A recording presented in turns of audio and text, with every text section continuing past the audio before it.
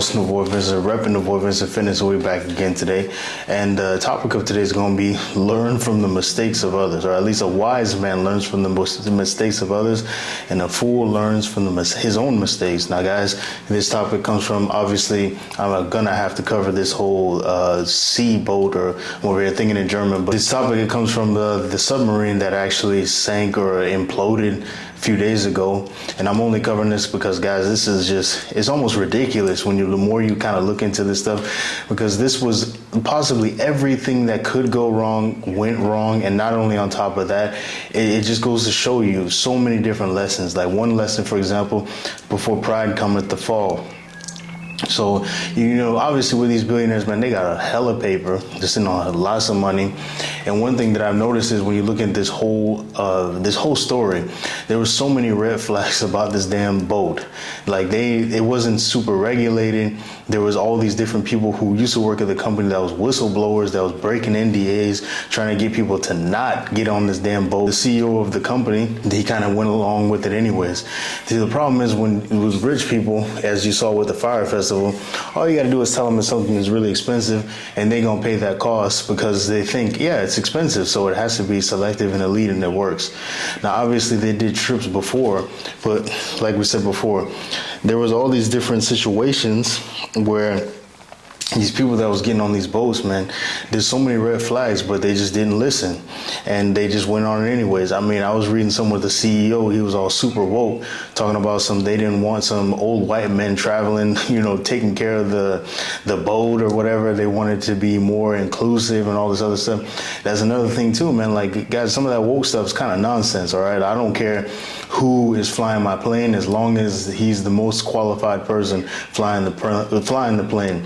I don't care if he's part of the, some of these airlines nowadays, they're talking about we need someone from the HD TV community to be flying the plane so we can hit our quota. No, sir. If you fly my plane, I need the best guy to fly the plane possible. I'm not trying to hear about no HD TV quota. What I want to make sure is when I'm getting in that plane, the best person's doing it. And as you saw in this case, it was not the best person piloting these boats.